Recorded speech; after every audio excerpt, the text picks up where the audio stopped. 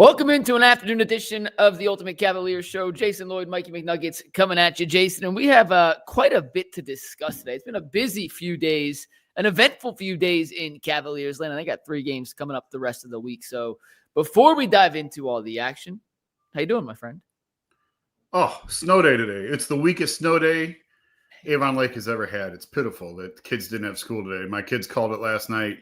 They said, we're not going to have school tomorrow. I said, yeah, you are. Like, shut up and get in bed. Sure enough, there's like 2 inches of snow out there, and they called school off. It's a pitiful performance, and I had to go on my rant of when I was your age, we never got snow days. But so it's been a little bit different of a day today. Well, let's talk about young guys speaking up, Jason, because we are going to start with what Jaylen Tyson said after the Cavaliers lost to the Celtics on Sunday. I was at the game. I was at Jaylen Tyson's media scrum in the locker room afterwards, essentially, and I'm going to paraphrase for Jaylen Tyson, who, by the way, is celebrating his 23rd birthday today. So happy birthday, Jaylen. Happy birthday, Jaylen. Jaylen said that this team is in cruise control. They need to bring more energy. It can't just come from the young guys. This team hasn't proven enough to be able to just rely on the fact that they can flip a switch down the road. And essentially said, we have to play with more energy, grit, hustle, and determination if we're going to kind of right the ship here. Kenny Atkinson had alluded to it in the past. Donovan's kind of alluded to it at different times. Even Evan Mobley, after the loss on Sunday, said, we play great in spurts, but we haven't been able to sustain that for 48 minutes. And then Jaylen, who said that after the loss on Sunday, came out and he talked the talk, and then he walked the walk with a 27-point double-double, a career high for Jaylen in his final day as a 22-year-old. His best performance of the season, the best performance Tyson's put on in a Cavaliers uniform in his short NBA career. Jason, what does it mean to you to see a player who's just 23 years old now, a guy who's been in and out of the starting rotation due to injuries, not a starter when everyone's healthy, to be the guy to kind of step up and put his teammates and some of the veterans on blast in a respectful way? I want to make that very clear. In a respectful way. And then be able to follow up those words with what's his best performance to date. I love it. I think it's great. Jaylen's release, I know you liked him right away as soon as he got here. He's sort of grown on me the longer he's been here. I thought his performance yesterday against the Pacers, if you're going to say it, you better play it. And he played it. And, if there's one thing, I was thinking about this today. All those shows for years that we did on UCSS when JB was the coach, and I would say the Cavs are winning games because they're just playing harder than everybody else. Remember that? And they were a young team that didn't know any better. And I remember asking JB one night, how long do you think you can trick them into playing this hard every night? And he sort of laughed, because that's the old adage in the NBA is, they just don't play. There's too many games and the travel and everything else. Teams just don't play hard for 48 minutes. Well, now teams sort of figure that out when they have a little bit of success in the postseason. And I wouldn't say the Cavs have had a ton of success in the postseason, but they are a veteran enough group now, and they've made it a couple of times now to where they aren't one of those teams now that play hard every night. But Jaylen is a young guy who's now is in that mold of what we were talking about a few years ago. They're just young and dumb and don't know any better. They're just going to come out here and play hard. Well, that's him. So he's sort of looking around going, what's going on?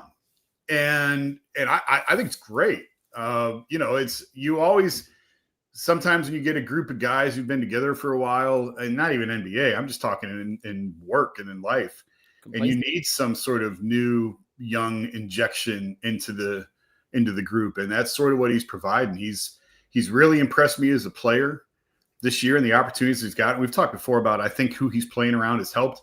If you put him on the Wizards, I'm not sure he's having the success that he's having right now. But the fact that he's filling a role that they need and that he's surrounded by guys who are going to take all the oxygen off of him is really allowing him to thrive. So I don't see any downside to it. I was glad Kenny backed him up. Kenny basically said, yeah, the truth is what he said. And so to get that reinforcement from the coach, maybe snap some guys out of it. We can get into it more as we go, but when you get into 20 games, you sort of are who you are. And there's some things about the Cavs I haven't loved so far, and we can talk about that later. But in terms of just Jaylen in general, the Cavs have done a really nice job, and credit Kobe Altman and Mike Gansey and that staff for finding talent on the margins, and low first round picks is the margins in this case.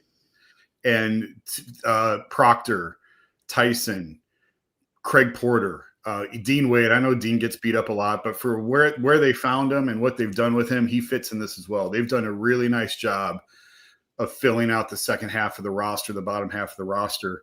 And guys like Jaylen and maybe eventually Proctor are going to play their way into very meaningful minutes on this team. And I don't think there's any downside to it. I love that he said it. I love that he backed it up. And I love that Kenny backed him up. When you're a young player in a veteran locker room like that, if you decide that you're going to go out and say something along the lines of we're playing on cruise control, we need everyone to buy in, we know what we have to do, we just aren't doing it, you better be right. Because if you're wrong and you say something that the rest of the team may not recognize as an issue as well, it could kind of be career suicide, or at least team suicide, where people are going to look at you side-eye and say, I don't trust this guy. He's not seeing what the bigger vision of this team is, and it can backfire quickly. Jason, the reason I love what Jaylen did so much was he said what everybody was thinking. Yeah. We all saw it. Everybody saw it. He's 100% right. And when you have the balls to go up there as a 22-year-old, he was 22 when he said it, as a second-year player on a veteran team that has arguably one of the most talented rosters, if not a top 3 talented roster, top to bottom in basketball, where even when everyone's healthy, you're not a starting player at this point of your career. To go out there and call out the veterans like that, Jason, and then go out and back it up, and then go out and have Kenny double down on what you say, that only elevates Jaylen's status in the locker room among his teammates. Now, he may ruffled some feathers. Some guys may not like being called out. Who knows, right? Like, some guys may react differently. Too bad. But Donovan's the leader of this team. And while Jaylen was talking, Donovan was in the corner. And Donovan always talks after losses, Jason. I think we even said last week, Donovan always talks because he doesn't want people putting words in his mouth. Donovan didn't talk after that loss for the Celtics. He let Jaylen go up there and talk. And I don't know. I haven't spoken to Donovan. I'm just speculating here. My gut tells me Donovan loved every word that came out of Jaylen's mouth. Oh, sure. Loved it. And then Kenny clearly liked it too because of the way he doubled down following the win last night against Indiana. And I had a sense, just a gut feeling, and I said this on UCSS earlier, I'm curious what you think, that there's only so many times a star player can say something before the message kind of loses its value, right? You can only hear something from somebody so many times before it runs its course. And Donovan has said early this season on a number of occasions, it's okay that we're losing games because we're going through the process of learning how to be a good team, right? But Donovan's kind of indirectly called out the energy and the effort of some of the guys earlier. And I think Donovan last night sat back and was like, y'all don't want to listen to me? Fine. It's okay. But now if Jaylen's going to say it, and we're going to have the young guy, the guy who's not the top of the pecking order like me, the guy who's below the Evans, the Jarretts, the Dariuses, the Dion, like below all those guys in the pecking order, if he's going to put his balls on the table and say that to the media publicly, we all got to take notice. And Jaylen is the kind of guy who's not scared of anything, ain't backing down from anything, grew up in a football household. Jason, I think he was kind of the perfect messenger for this particular message. And I think it rung true with the way they played last night. And I'm hopeful that it continues tomorrow against the Blazers and then Friday and Saturday when they host the Spurs and the Warriors. Yeah, and I should probably clarify, Donovan's playing his ass off this year. And it's sort of unusual because the Cavs have reached that level I was talking about. They don't play hard every night, but they're usually teams follow their leader. In this instance, Donovan is carrying them up the hill. Oh, we're going to talk about that in a sec. Don't worry. And so it's sort of unusual that they haven't quite got the juice when he's bringing it, because a lot of times you just follow what you see. Yep. But I mean, Donovan's playing out of his mind. Best season of his career so far. Oh, without question. And averaging over 30 points for the first time. Was he fifth in the NBA in scoring? I think. In scoring, shooting 50% from the floor, 39 from three. His minutes are up a little bit from last year, which I don't think that's a bad thing. He's not at a career high. Minutes has been a sticking point with him in the past, with him personally, about how much he wants to play. But I don't know that this is sustainable the way they're playing right now with him. But he's playing out of his mind. He's playing fantastic this year. I'll get my Donovan thoughts out in 1 second, but just one last thing on Tyson here. Mm-hmm. I thought of this at the end of UCSS. I've been thinking about this all afternoon. I don't know the answer. I don't know what I think. Maybe in 3 days I'll have an answer, Jason. I'm not trying to set you up. I don't know what I think on this. Yeah. The fact that it was Jaylen who stepped up and said that to the media, is that more of a testament to Jaylen and his individual leadership abilities and potential?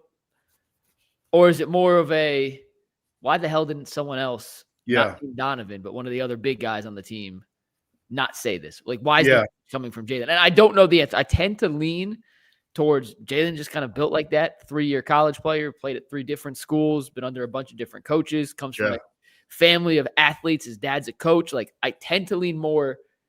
It's kudos to Jaylen for being able to step up and sense the urgency.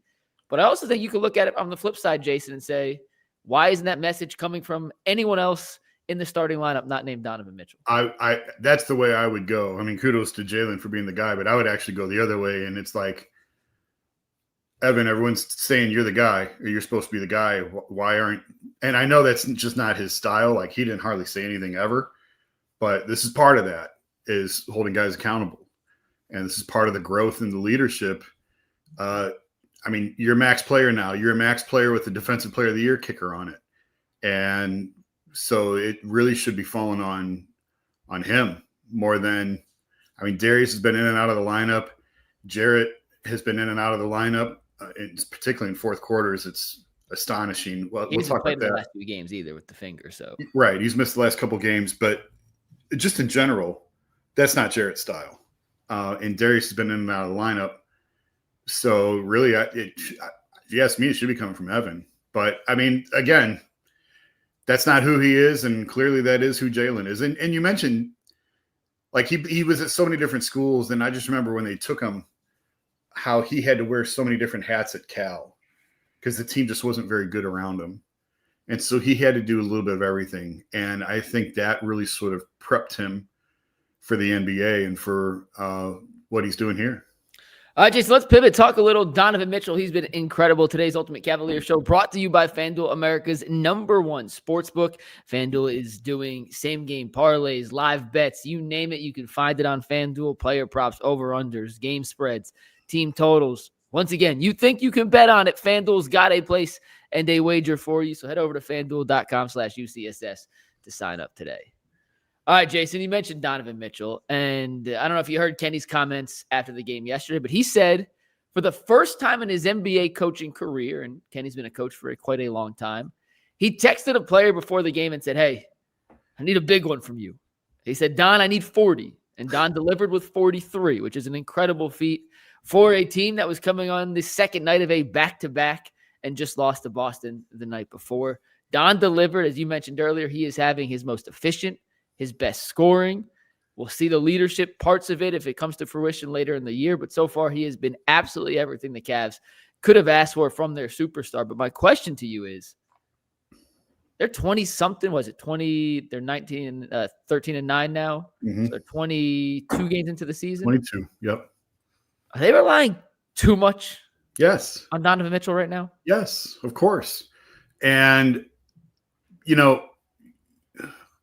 I think you want to talk about this later, so I don't want to get too far ahead on this, but like 2025. Dive into anything you want, because we're going to combine the two topics. Okay, so 20-25 games is sort of the benchmark in the NBA of that's about who you are. Whatever you see in this range, that's who you are. The only caveat to that would be if you have a lot of injuries. And the Cavs, I think, qualify for that. And you and I have talked about the Pacers didn't really get rolling until January last year. They had a lot of injuries early on too, as at the start of last year. So I'm not like panicking and breaking glass at this point, but like there are a lot of troubling signs and concerning signs with how this team is playing right now. And yeah, there is no max. I just don't love a lot of what we've seen. And I keep saying, like, that's okay. That's okay. Let them get frustrated now. Let them play left-handed. Let them work through this. Yes, they're stuck in the mud. Pull out of it. at some point you got to get out of the mud. And we got about another month here, I think, before it's like, okay, what's going on? Because Max, for as great as he is, Max should not make that much of a difference. It should not be. Max Strus should not be the difference in the success of this team. He's a role player. He's a well-paid role player. He's a role player on this team. But Don, we talked last year in the playoffs, and I said last year that he is obsessed with winning. No, he doesn't need anything. He doesn't care about anything else. He's got all the money he's ever going to need. He's got all the all-star games. He's got the all-NBA teams. Probably not going to win an MVP. I just don't think that's realistic. Although if he keeps playing like this, who knows? But the only thing left off his resume is winning. Mm-hmm. And it just felt like he was farther down the path on that than everybody else on this team. Particularly, I thought it really became evident last year. And we won't know until April, but I still don't know that everybody's caught up to where he's at. And I kind of thought last year would be what the impetus for guys like Darius and Evan and Jarrett to figure out like the only thing left is winning, because they all got their money. Yeah. Like Jarrett's not a max, but he's got 2 big contracts now. Yep. Darius is on a max. Evan's on a max. They got their money. They got paid. So you don't have to chase numbers now. It's about wins and it's about winning. And I just don't feel – it just doesn't seem yet like everybody else is caught up with where he is on that obsession to win. And when you're playing the way he's playing in December, like you can just tell, dude's on a mission. And I do worry about burnout. I do worry about, can he really sustain this all the way through till June? It's asking a lot. When he's shooting his effective field goal percentage is over 60%. I think that's the first time in his career. It's a career high. He's shooting the lights out. Career's high across the board in percentages. Yeah. I just like at some point, yeah, you could have career year and maybe this is it. He's not too old for that. Maybe this is just his career year, but it's also within the realm of possibility that there's going to be a regression to the mean at some point with him. And then what? And then what do you do? So, but I mean, credit to him. He's been, I've said it a million times, he's been everything he could have asked for since he got here. And this year, the way that he's playing, he's found even a higher gear with the way last season ended. He just seems like he is obsessed with winning at this point, and I just hope everybody else catches up to him. So I want to get to the big picture, long season outlook in a sec, but I want to just start with Donovan. Are they relying too much on him right now? And the answer is, without a question, yes. Now, Donovan, and I want to start with the positive, is having a career year, as you just highlighted. And he's doing it in a way that, from a physical standpoint, should allow his body to not break down with the rigors and the falls because he's not getting to the rim as much as he has in the past. Jason, he's still getting to the paint quite a bit, and his free throws are up, but he's doing it in unique ways with that little scoop dribble, getting into the paint with floaters. His career, his field goal attempts at the rim are right around his career low. His field goal percentage around the rim is still low. We talked about that last year. He's still not finishing great around the rim like he did earlier in his career. But where he's excelled and where he's maxed out his capabilities is in that little mid-range game. And his jump shot, his pull-up jump shot in particular off the dribble, he is shooting through the roof on those mid-range and those three-point pull-up jump shots, Jason. It's been incredible because he was a guy that came into the league not known as a great three-point shooter. And as of December 2nd, when this is it's 4/21 of December 2nd, he leads the NBA in overall threes made. There's no player in the league right now on any team that has made more threes than Donovan Mitchell. So that's a kudos to Donovan. But is it sustainable long-term? No. Jason, we saw his body break down in the playoffs last year after a career low in minutes, after his usage was way down. It was a free-flowing offense. It was a calf injury. He's just a small guard. It's what happens. We saw his calf give out on him against Boston 2 years ago. And right now, even though his usage rate isn't through the roof, they have to rely and they go through spurts in the game where their offense is give it a Don and get out the way. Yeah. And that's just not sustainable for any player. I mean, even Jokic, Luka, SGA, like they pick and choose their spots, but it's not 8 to 12 minute stretches 3 nights a week. It's, maybe one game a week they really need SGA to go off for 45, or maybe for a quarter against the Rockets in the fourth quarter, they just want to run all their offense through him, or you could use any example, Jokic, Giannis, whoever.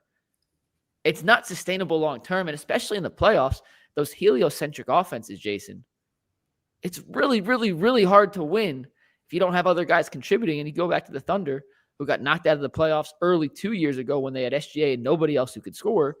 Last year, they come back, and I know they primarily won the championship because of defense, but they had a 40-point game from Jalen Williams in the finals. They had big-time contributions from guys like Alex Caruso and Kason Wallace and Isaiah Hartenstein, Chet Holmgren, other guys contributing in ways that the Cavs haven't been consistent enough with this year. So Donovan has been incredible. He's given you everything and then some, and then some, and then some. He's been that good. But I don't think it's sustainable over the course of the next 60-something games, Jason, because history shows small guards with that level of responsibility tend to break down, and it's no knock on Don. It's just the reality of the situation. They have to find other ways to generate offense, whether it's getting guys healthy, which certainly plays a role. I am not oblivious to the fact that they have had a ton of injuries. It also comes down to, can Evan become more of a factor on the offensive end, be more consistent? I had a stat I bookmarked earlier I want to pull up here real quick. This is big picture takeaway in a sec. I'll get to it. But it comes down to them making shots. Right now, the Cavs offense is predicated on dribble drives, and they're not driving and not getting to the paint nearly as much as they did last year, and three-point shooting, and they're still taking a crap ton of threes. They're just not making nearly as much, Jason. So it's kind of a system right now that's not working, and their bailout is Donovan goes superhero mode. And he has this season, but I just don't think it's fair to ask Donovan to put on the Superman cape for 60 games in a row if this team's going to compete for a top 2 seed in the East. So when you talk big picture about where they are, it's interesting because I said earlier about, like, you sort of are who you are when you're at the 20-25 game mark. So what you see is what you get in a lot of instances. And I also said they have done a really nice job of filling out the roster on the margins, which is really hard to do in the NBA. When you are in the stratosphere, the tax bracket that the Cavs are in, it is so critical to find talent on the margins to fill out the roster. Because once you become a second apron team, you are who you are, and it's really hard to make changes. And that's why they've done such a terrific job with some of these complementary pieces. And you and I have talked before about depth, and is depth becoming more important now than it used to be in the NBA, because you wouldn't play more than 7 or 8 guys in the NBA finals. And I still think that's the case. I don't remember now. I guess the Pacers and Thunder both played a lot of guys last year. But they also pick up full court for the whole game. And when you do that, you got to. Yeah. I'm going to say last year was the anomaly, and it's still, you're only playing 8 and trusting 7 by the time you get to the finals, or 7 trusting 6 by the time you get deep into the NBA finals. Man, my phone won't stop. Sorry, ADD. Now I lost my train of thought.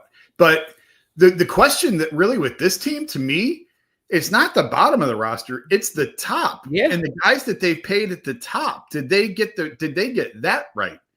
When you're paying Jared Allen $30 million and he's like 368th in the NBA in fourth quarter minutes, are you serious? Mm-hmm. And I'll even go so far as Darius with – and like the Darius contract, you kind of had to give it to him. It was what it was. At the time, you had to give him the max. But now you look at him, you go, is Darius a max player in the NBA? And would anybody take that contract right now? And I don't know that the answer is yes to that. When you see how he can be exposed defensively, how he can be switched, if you're going to switch everything and teams are going to go right at him, and the injury concerns and everything else. So the Cavs have put themselves in this position, in this tax bracket, as a second apron team. And usually when you do that, it's sort of the depth that bites you. You've got the pieces at the top, but you don't have enough to fill in around them. And with the Cavs, I'm kind of looking at them going, is the top of the roster the way it's supposed to be? Because they're locked in. It is what it is. I think the Hunter trade was great. I thought it was a great piece. I thought they got him at a great price, but it also locked them in as a second apron team, which makes moves incredibly difficult. And it's just kind of funny that with this team, the more I watch them, you can go back to last year. I think we both said you got to try and move on from Jarrett after last year, but because of their tax situation, that was going to be very difficult. And I think we saw that play out. But it's the top of the roster more so than the bottom of the roster that I'm sort of confused, or not confused, but concerned about with them. Can I go even deeper? Yeah. They let go of Ty Jerome this summer, right? Who I think now we are realizing was even more crucial to keeping this dribble penetration offense flowing than we gave him credit for.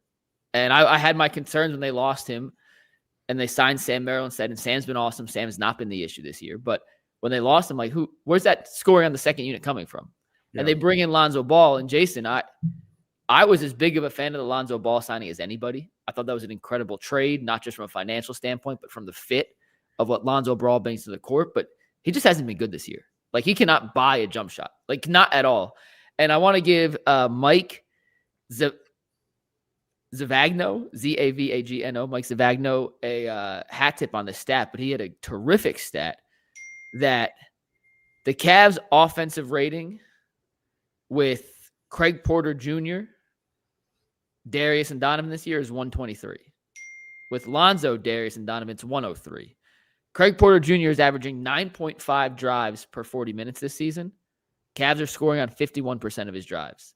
Lonzo is averaging 3.4 drives per 40 minutes. They're scoring on 12.5%. So a third of the amount of drives from Lonzo versus Porter, and they're scoring on 51% for Porter's drives, 12.5% for Lonzo's drives. So even some of like the little ancillary moves on the perimeter that they made to try and shore up their playoff rotation, those guys haven't delivered as much as the even smaller level guys. And granted, small sample size. Lonzo's been in and out. Craig hasn't played a whole lot. But it's even little things like that, Jason, that play into your point. The depth has been there. The guys they've been most reliant on haven't been the ones to deliver. So Lonzo, I looked at Lonzo. I don't know how much we got into this or if we got into it at all. I looked at Lonzo as sort of a lottery ticket for them. They were trying to move off Okoro all summer. They were trying to get off that contract, and they couldn't find any takers. They couldn't find a way off it. So the best they could do was to take back Lonzo. And it felt like a sort of low risk, high reward type move because he's only got the one guaranteed year left this year. And then he's got the option, the non-guarantee option, I think it is next year. I don't remember if it's 10, 12 million. I don't remember what it is. Barring a drastic turnaround here, they're probably not going to pick that up. So that was the best way to get that they could at the time get off of Okoro's contract, was to take back Lonzo, try it for a year, see what he's got left, and then they can get out of the money next year if they need to help them. And then again, it goes back to the second apron conversation. We've had it before. I don't want to go too far into it because we've already talked about this, but if you really get two bites at this over a 5-year period. The third bite is when you lose your draft pick. It drops to last in the first round, regardless of where you finish 7 years out. So if you get two bites at it in a 5-year period, do you really want both of those bites to come in back-to-back years if you have a chance to get under and then come back up and take another bite later on in that 5-year window? So Lonzo, moving off of Lonzo's contract will help them do that. That was a sidebar that had nothing to do with what you were talking about, but it felt like it fit just at least. It fits, but also he was part of the reason you felt, and maybe it's tied, maybe it's not, but part of the reason you felt comfortable letting Ty walk because you were getting the creation that was coming with Lonzo to fill the hole or fill the shoes or whatever, fill the gap left behind by Ty Jerome. Like Sam Merrill, for as good as he is, he's just a different player than Ty Jerome. I don't know that those two are as married together. Maybe you're right. I'm guessing. I haven't talked to anyone that told me that. I think Lonzo, I think there were two separate issues. I think they wanted Ty. The price was too high on Ty, or so they thought. The demands were, they weren't comfortable with what Ty's side wanted. So they pivoted to Sam. And then separate from that, I don't think they're married together. Separate from that, they were trying to get off Isaac's money, couldn't get off of it. And so the best they could do was take back Lonzo on a flyer to see what he had left, knowing, hey, if this hits, this could be a great piece for us. And he's still playing his way into shape. Maybe he does. Like, he could get hot. February, March, April. He could still be a big piece of this. And he's still a really good passer. Because he's missed a ton of time. Yeah, I mean, he played 35 games last year, missed the 2 seasons prior to that completely with a knee injury. He could still figure this out and be a major contributor for them in April, May, and June. I'm just saying if he's not, or even if he is, they may still get to the point of wanting to get out of the second apron. Oh, He's a vehicle to get out of it because they couldn't just dump Isaac's money straight up last summer. well, right now he's the most logical candidate if they want to get under the cap right now to be dealt, because I think Craig Porter Jr. is giving them better production, even though he might be their best rebounding guard, Lonzo. And obviously rebounding has been an issue for the Cavs. Yeah. He's just not giving them anything else offensively. And if he can't make a shot, and right now he's shooting 33% from the floor and 29 from three, like that's just not going to fly. Jason, after Sunday's game, I don't have the numbers after yesterday. I should have looked it up. That's a bad job by me.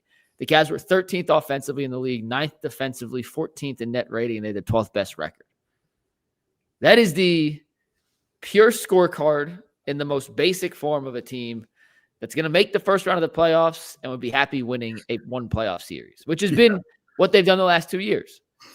It is not the scorecard, whatever you want to call it, of a team that has championship aspirations. And we know this Cavs team does have championship aspirations. This was built as a championship roster. The way they're playing right now, I just want to be point blank and as blunt as I can. The way the Cavs are currently playing, they have no chance. Zero, zilch, nada, none. It doesn't mean this is the team they'll be for the next 60 games and for the playoffs. Right. But right now, they are not playing like a championship caliber basketball team. And I think Kenny, Don, even the guys that don't talk, Jared, Evan, like would tell you that they're not playing good enough. Yeah. It can certainly change. Getting guys healthy will certainly help. It'll put guys back in rotation. We have to remember the last few games they've been playing without Darius, Max, Sam, Jarrett. Like they were incredibly healthy last year, Jason, and that's what helped them go 64 and whatever the record was, 64 and 16. They've had the injury season from hell to start this year, and that certainly plays a factor.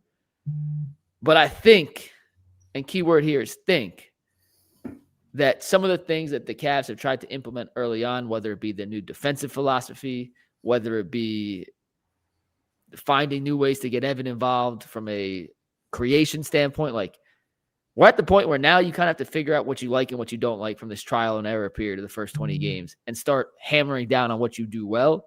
This team's not going to miss the playoffs. Like even with the way they're playing, like they're right in the play-in. They're the 6 or 7 seed right now. They win one game, they're up to the 3 seed again. Like they're not in danger of missing the playoffs. But you have to start picking the little things that you like and you don't like and scrap the stuff that doesn't work and hammer in and focus on what you can. Because when these guys come back and when Strus gets healthy and when everyone is rolling again, there's not going to be a whole season to get everyone incorporated. It's not like there's not a lot of time. There's going to be about 30 games, give or take, if what I'm hearing on some of these injury fronts are right. But that's not a whole season to incorporate a bunch of new guys. And this may be a season where the Cavs get 25 games, 20 games of basically a full rotation to get things settled. And listen, the West is significantly better than the East. There's no question about that. But I do think that the East is better than certainly than I thought. I won't speak for anybody else. The East as a whole is better than I thought. Like I think you and I both said, like the Knicks or the Cavs or the Magic, and that's probably it.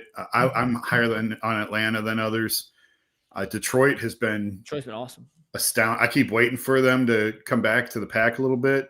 Hasn't happened yet. What a playoff series that would be, huh? JB against the Cavs that'd be. Cavs are currently the 6th seed if the season were to end today, by the way. That'd be a lot of fun.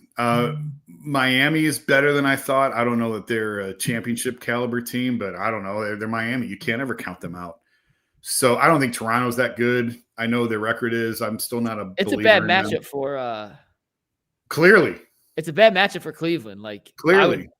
And they're the same mold as the Hawks were last year, Jason. They play fast. They don't really have a traditional center. They got a bunch of long, lanky wings. It's still, ironically, even though the Cavs are no longer tiny with Hunter and Tyson and the two bigs up front, like those kind of teams still give them issues. And I don't think Toronto's particularly good either, but I would not want to see Toronto in a playoff series if I'm Cleveland. We got a lot of basketball to go, but the East as a whole, I'm comfortable saying that the East as a whole is better than I thought it would be. I agree. Jason, let's get to a viewer comment or two, and then we can head out of here. Gnar Codis says, you think Tyson will be the starting small forward moving forward? No. I agree. The Cavs might need to move Garland for Jaylen Brown. I don't think Darius has. The Celtics would laugh at you so quickly if you offered that. Oh, yeah. I wasn't even talking about that. I just, in general, I don't think Darius has the trade value that Cavs fans might think he does. Yeah, I agree with you. Let's see. Is there any other comments? Some comments, no other questions.